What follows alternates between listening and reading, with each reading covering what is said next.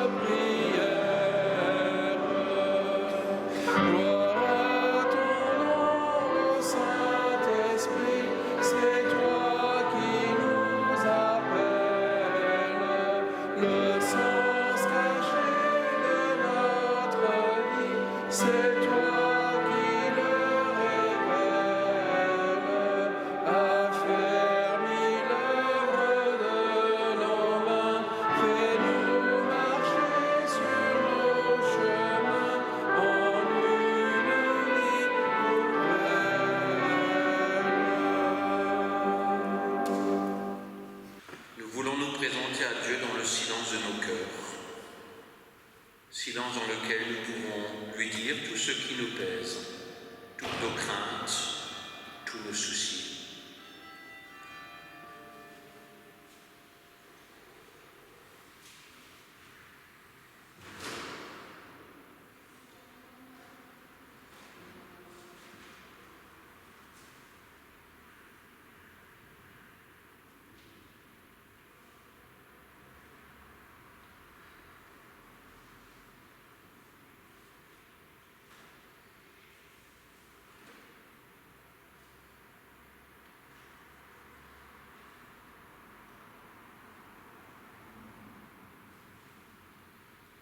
Seigneur, à qui irions-nous? C'est toi qui as les paroles de la vie éternelle. Quand nos préoccupations, nos soucis ou les séductions de la vie envahissent notre espace, aide-nous. Aide-nous à te garder une place dans notre cœur, aussi petite soit-elle. Aide-nous à faire la paix en nous-mêmes, à nous recentrer sur toi, à prendre ta parole au sérieux, qu'elle nourrisse notre vie. Ainsi, notre cheminement avec toi aura le goût de l'éternité. Amen. Oui, tu es digne de régner dans notre cœur.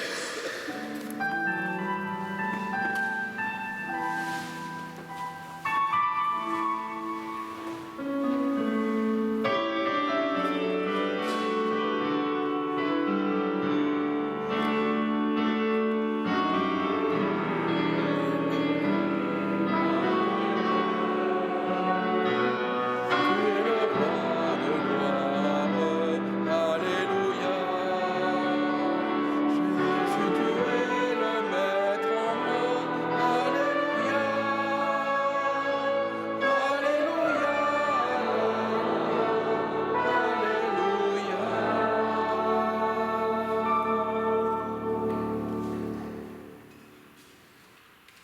Écoutez, recevez cette parole de grâce.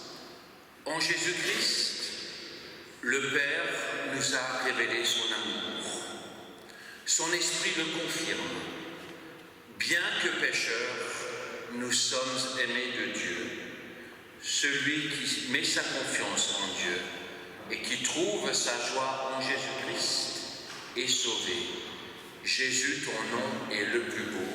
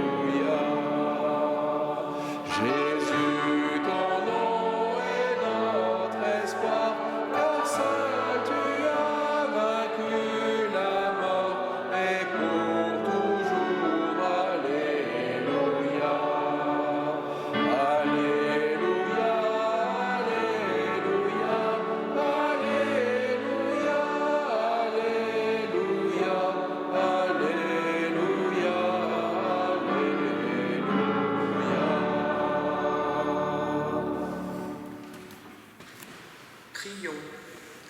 Ô Trinité éternelle, océan sans fond, pouvais-tu me donner davantage que de te donner toi-même? Tu es feu qui ne s'éteint jamais. Tu es feu qui consume tout amour propre de l'âme. Par la lumière de la foi, tu nous donnes la sagesse, dans la sagesse de ton Fils. Par la lumière de la foi, tu nous donnes force, constance et persévérance. Par la lumière de la foi, nous espérons sans défaillir en route. Cette lumière nous indique le chemin. Sans elle, nous marcherions dans les ténèbres. Père éternel, viens nous éclairer de la lumière de la foi. Dans cette lumière, nous te reconnaissons fidèle et présent en nous, dans notre vie de chaque jour. Amen. Et la première lecture est dans l'Épître de Romains, chapitre 11, versets 33 à 36. Ô profondeur de la richesse, de la sagesse et de la science de Dieu, que ses jugements sont insondables et ses voies incompréhensibles. Car qui a connu la pensée du Seigneur, ou qui a été son conseiller? Qui lui a donné le premier pour qu'il ait à recevoir en retour? C'est de lui, par lui et pour lui que sont toutes choses. À lui la gloire dans tous les siècles. Amen. Et nous continuerons la lecture par Jean 3, versets 1 à 8. Mais il y eut un homme d'entre les pharisiens, nommé Nicodème, un chef des Juifs, qui vint, lui, auprès de Jésus, de nuit, et lui dit: Rabbi, nous savons que tu es un docteur venu de Dieu, car personne ne peut faire ces miracles que tu fais, si Dieu n'est pas avec lui. Jésus lui répondit: en vérité, je te le dis, si un homme naît de nouveau, il ne peut voir le royaume de Dieu. Nicodème lui dit: comment un homme peut-il naître quand il est vieux? peut-il rentrer dans le sein de sa mère et naître ? Jésus répondit, en vérité, je te le dis, si un homme ne naît d'eau et d'esprit, il ne peut entrer dans le royaume de Dieu. Ce qui est né de la chair est chair, ce qui est né de l'esprit est esprit. Ne t'étonne pas que je t'ai dit, il faut que vous naissiez de nouveau. Le vent souffle où il veut, et tu entends le bruit, mais tu ne sais d'où il vient, ni où il va. Et il en est ainsi de tout homme qui est né de l'esprit. Nous prenons le cantique « Tu peux naître de nouveau ».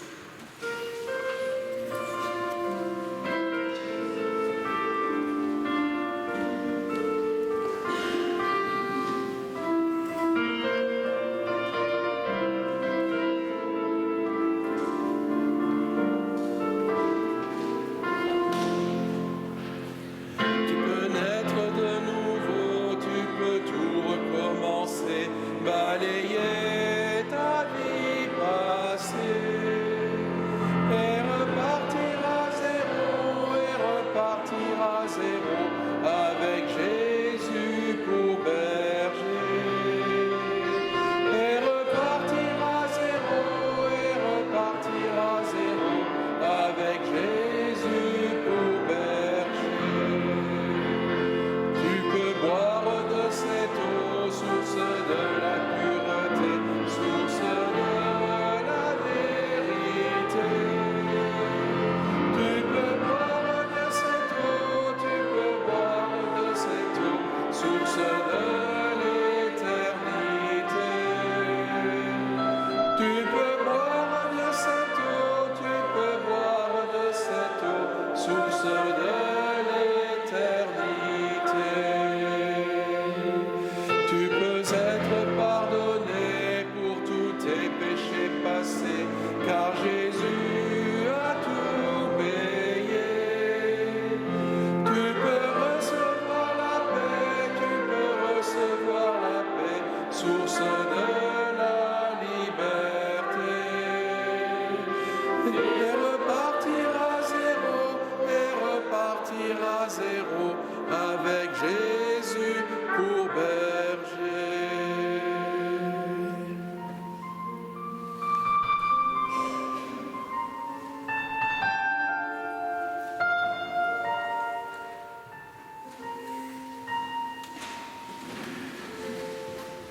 Chers frères et sœurs en Christ, quitte à me répéter, aujourd'hui nous fêtons la Trinité, une fête importante pour nous les chrétiens.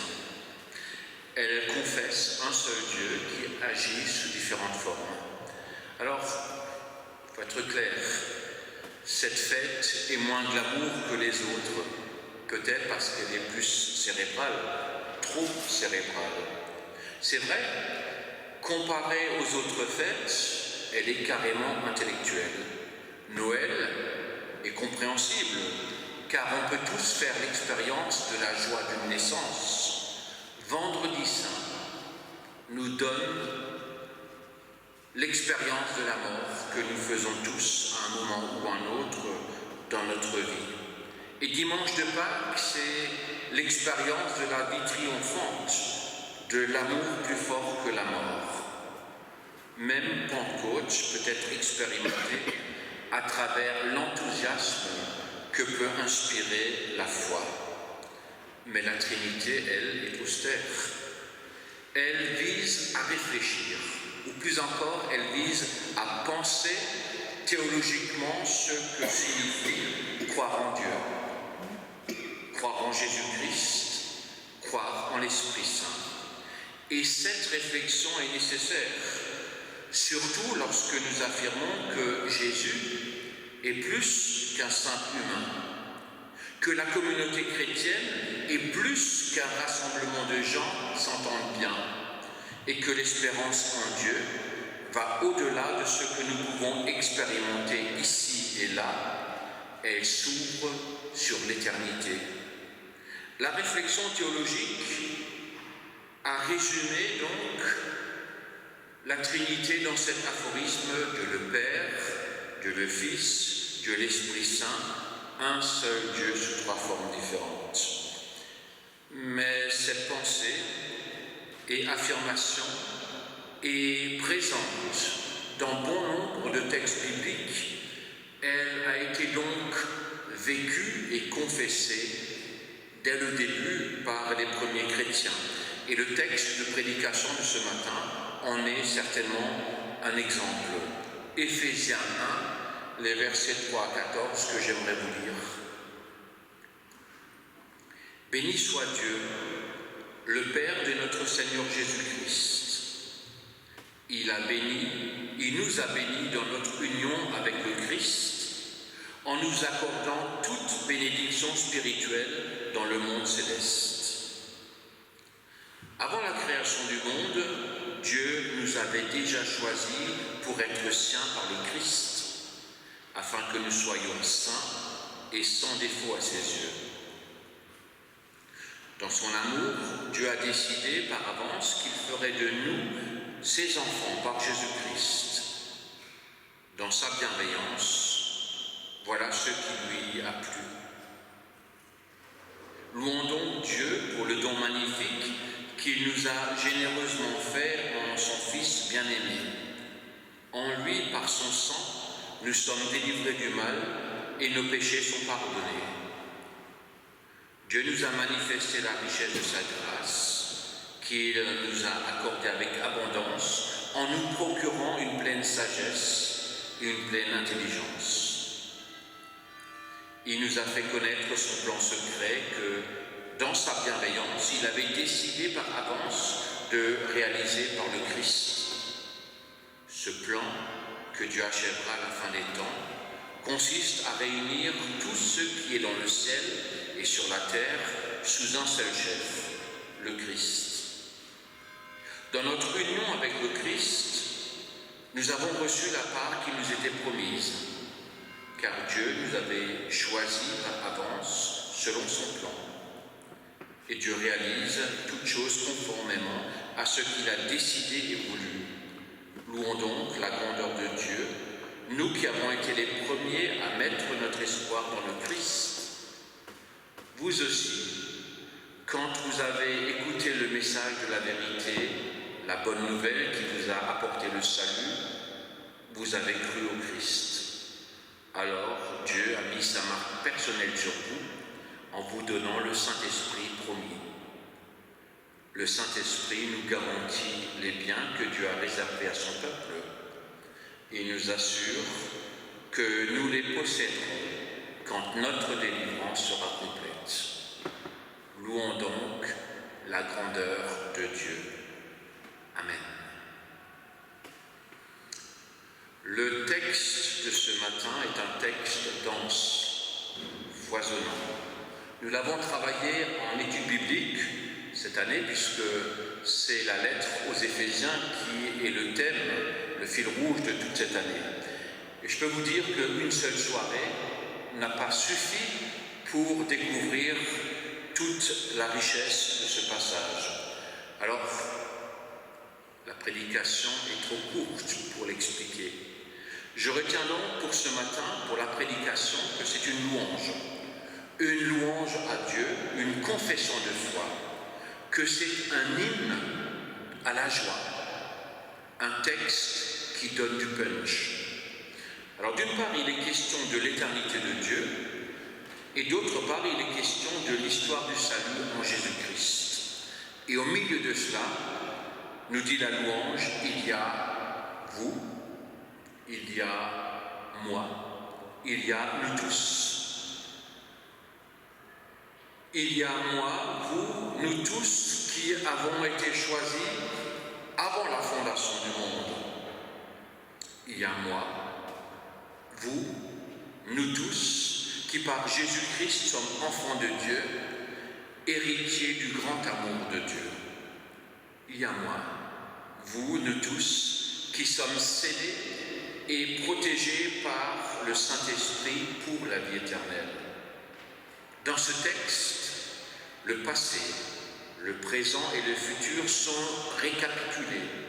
Et tout s'enchaîne dans la gratitude, la louange et la joie. Alors comment ordonner cela en pensée trinitaire? Il y a Dieu, Dieu préexistant, Dieu éternel qui œuvre en Christ.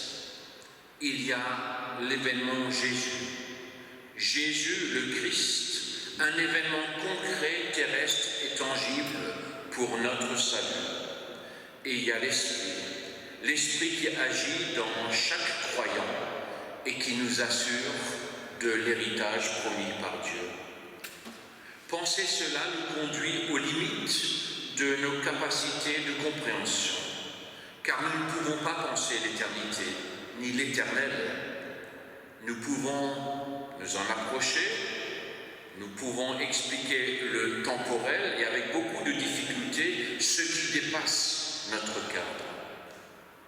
Ce qui nous est dit dans ce passage joyeux et profond, c'est que Dieu a un plan pour nous tous, pour notre bien, pour notre bénédiction. Louange à celles et ceux, ou plutôt l'auteur de cette louange en est convaincu. Nous sommes choisis, nous sommes prédestinés au salut, nous sommes doués, nous sommes rachetés, nous sommes sacrés, nous sommes scellés dans l'alliance et dans le projet de Dieu. Louange et gloire à Dieu. Mais la chose la plus incroyable qui est affirmée dans ce passage, c'est que tout ce qui est dit ici peut devenir vrai aussi pour celles et ceux qui ne se considèrent pas encore comme chrétiens. À eux aussi, il est dit, vous êtes désirés, vous êtes aimés de Dieu, du premier souffle au dernier souffle de votre vie. Alors je peux comprendre ceux qui maintenant pourraient devenir méfiants en entendant une telle affirmation. Peut-être se disent-ils, oh là, doucement, où veut-il en venir notre pasteur? Qu'est-ce qu'il veut nous vendre? Je ne veux rien vous vendre, rassurez-vous, il n'y a pas d'entourloupe, il n'y a rien de suspect, il y a juste cette affirmation qui nous est donnée ce matin, qui est valable pour tous. Dieu nous aime, c'est quelque chose d'éminemment positif. Alors il est vrai que c'est quelque chose que nous n'avons peut-être pas l'habitude d'entendre, à savoir que nous avons une place importante dans le projet de Dieu, que nous sommes désirés, que nous sommes aimés dans notre vie jusqu'au bout de la vie et même au-delà encore. Il n'y a pas d'entourloupe, il y a juste à entendre et pourquoi pas à accepter. Mais là, les choses se compliquent peut-être pour certains. Certains se diront, ok, s'il est vrai que Dieu me met au centre de ses préoccupations, alors pourquoi est-ce qu'il y a tant de points de suspension dans le monde? Et derrière ces points de suspension, vous mettrez ce que vous voulez, violence, injustice, haine, maladie, catastrophe, famine. Je ne sais pas s'il y a vraiment une réponse à cette question. En tout cas, je peux vous dire que moi, je n'en ai pas. Il y a des gens qui doivent faire face à des destins difficiles. Il y en a même qui n'arrivent pas à faire face à leur destin. Mais la liturgie que nous célébrons tous les dimanches d'un culte est faite de telle manière que nous pouvons, dans la célébration, exprimer nos doutes, nos colères, nos incompréhensions, les remettre à Dieu. Et ce temps de prière est ponctué dans l'Église luthérienne par un Kyrie eleison. Le Kyrie eleison, ça veut dire notre prière à Dieu Seigneur, aie pitié de nous. Et ensuite, comme ce matin aussi, une parole de grâce. Une parole de grâce qui réaffirme haut et fort de façon différente chaque dimanche, que nous sommes malgré tout aimés, désirés par Dieu, que nous comptons pour lui, qui ne nous abandonnera pas, quelle que soit notre situation. Dieu veut que nos vies soient bénies. Parfois, il arrive que l'un ou l'autre entende cet appel, cette parole, cette promesse, et qu'il soit touché au plus profond de lui-même. Hier, j'ai célébré un mariage ici même, et j'ai appelé ces paroles qui touchent les gens personnellement des paroles de braise.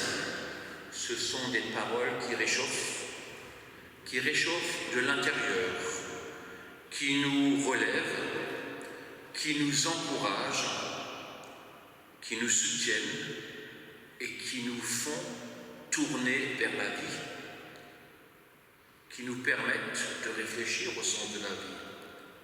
Ce ne sont pas des paroles sur Dieu, mais c'est littéralement Dieu qui parle en nous, qui nous relève. Nous sommes aimés, nous sommes désirés, nous dit le texte de ce matin. Nous faisons partie des préoccupations de Dieu, nous sommes même au centre de ses préoccupations et il nous invite à entrer dans ses projets. Voilà une parole de braise pour celui qui sait entendre. Peut-être que suite à cela, nous pouvons nous aussi entrer dans cette louange de la lettre aux Éphésiens pour dire « Louange à Dieu, Père de notre Seigneur Jésus-Christ, qui nous a bénis en Jésus-Christ, en nous accordant toute bénédiction spirituelle dans le ciel et sur la terre par Jésus-Christ. Amen. »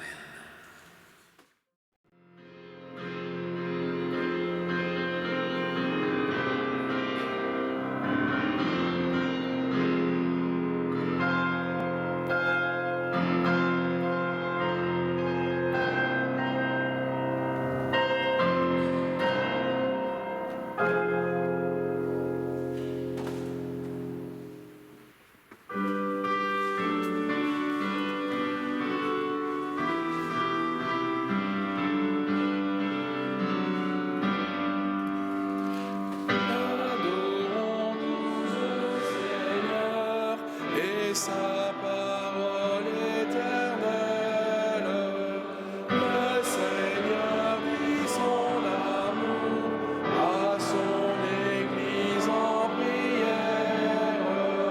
Quand nous sa voix fasse taire toute autre voix que la sienne, adorons tous le Seigneur, sa grandeur et sans limite. Nous contemplons sa splendeur au miroir de l'Évangile. Que son esprit nous dispense sa lumière éblouissante.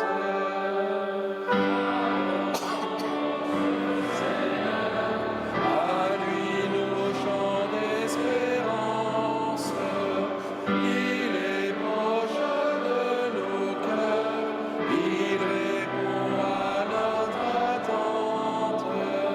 Notre Seigneur, notre Père, daigne exaucer nos prières.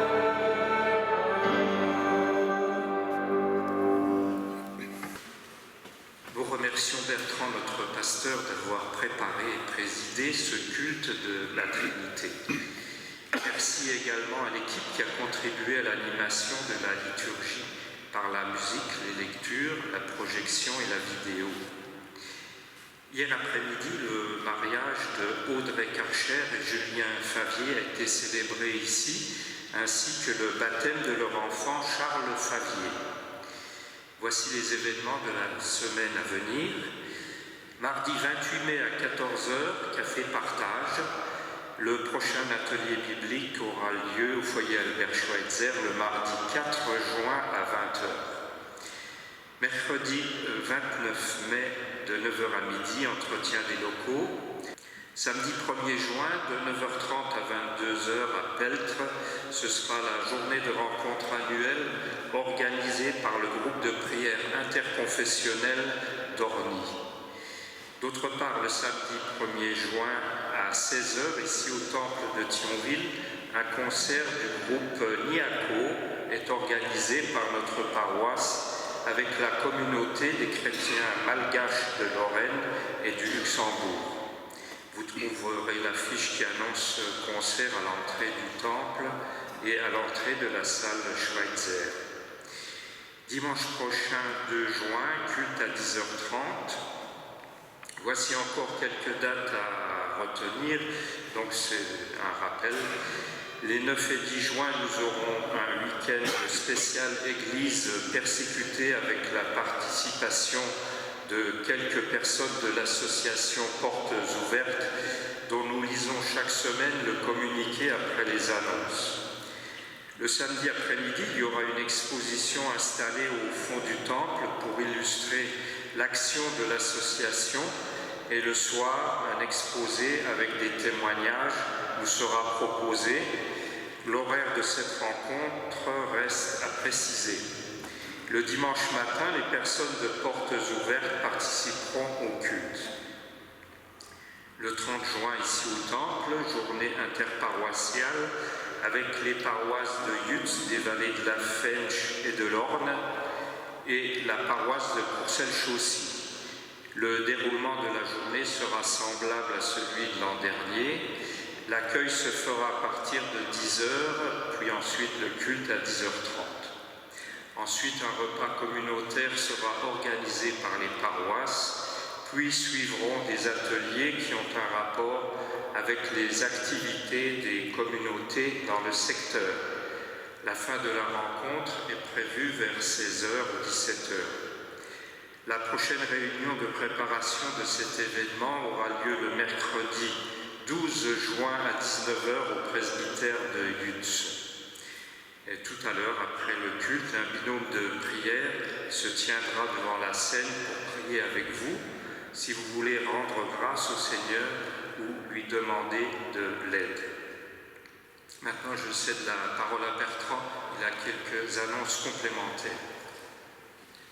Merci. Je voudrais simplement vous mettre à cœur le travail de jeunesse, qui est un travail pas simple parce qu'on a des choses à proposer aux jeunes.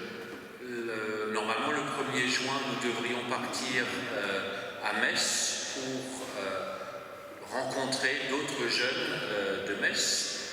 Le problème, c'est que nos jeunes, et les adultes aussi, sont très pris par les différentes activités et on a du mal à les rassembler tous ensemble.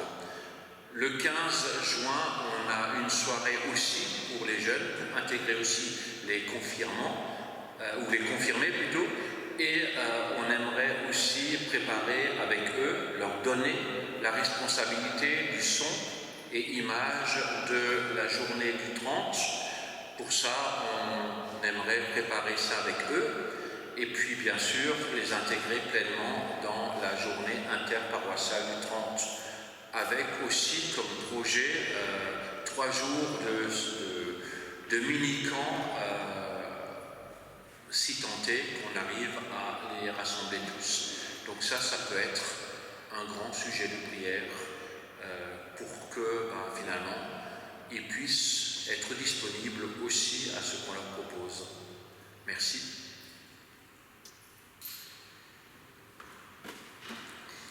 C'est maintenant le moment de l'offrande. Elle représente une forme de réponse à la parole du Seigneur, que chacun donne ce qu'il a décidé dans son cœur.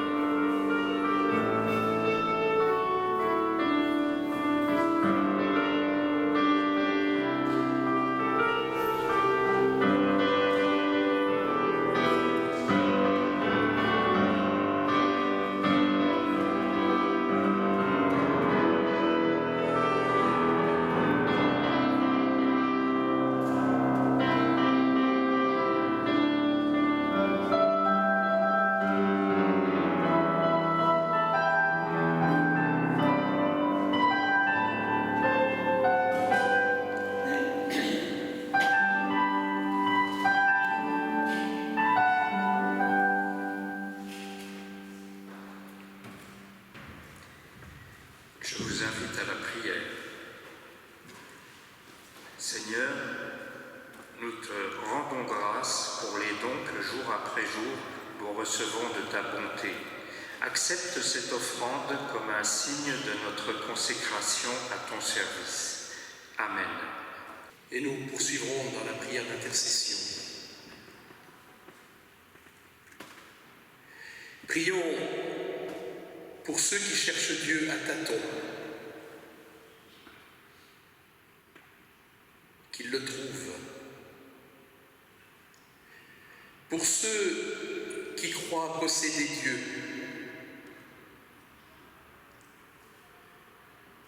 qu'ils le cherchent. Pour ceux qui ont peur de l'avenir, qu'ils aient confiance. Pour ceux qui ont échoué, qu'ils aient de nouvelles chances. Pour ceux qui doutent, qu'ils ne désespèrent pas. Pour ceux qui s'égarent,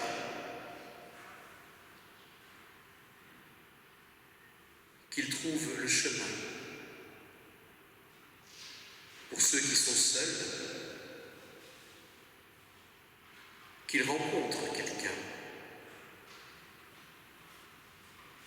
Pour ceux qui ont faim de tout, qu'ils soient rassasiés. Pour ceux qui sont rassasiés, qu'ils apprennent la faim. Pour ceux qui réussissent,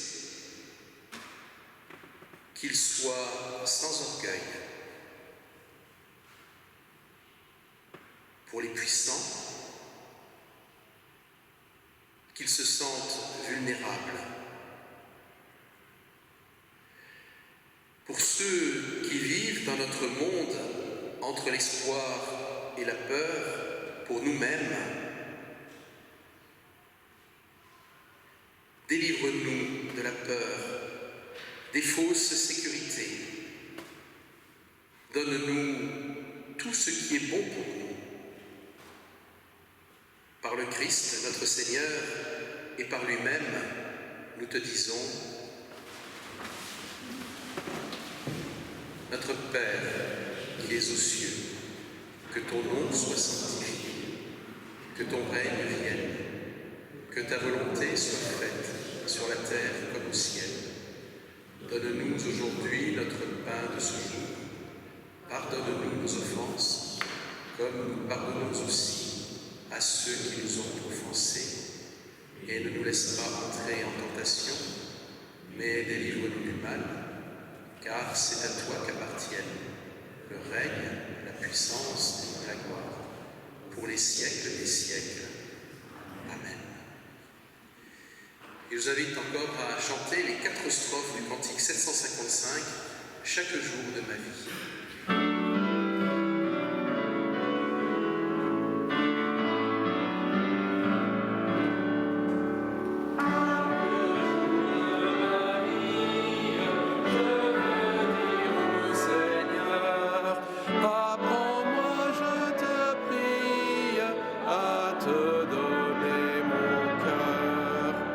Dès que le jour commence, je veux dire au Seigneur, tiens-moi dans ta présence, mon Dieu, mon Rédempteur. Souvent dans la journée, je veux dire au Seigneur, toi qui me l'as donné, sois-en le bienfaiteur. Et quand vient la nuit sombre, je veux dire au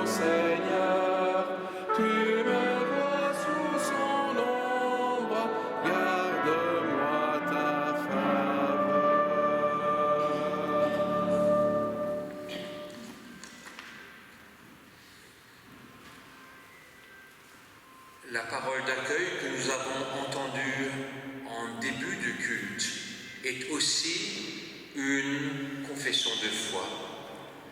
La grâce de notre Seigneur Jésus, l'amour de Dieu le Père et la communion du Saint-Esprit sont avec nous tous et le resteront tout au long de cette semaine, tout au long de notre vie.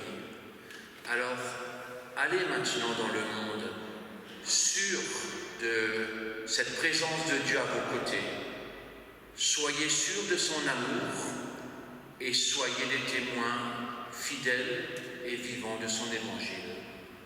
Recevez sa paix et vivez en paix les uns avec les autres. Amen. Amen.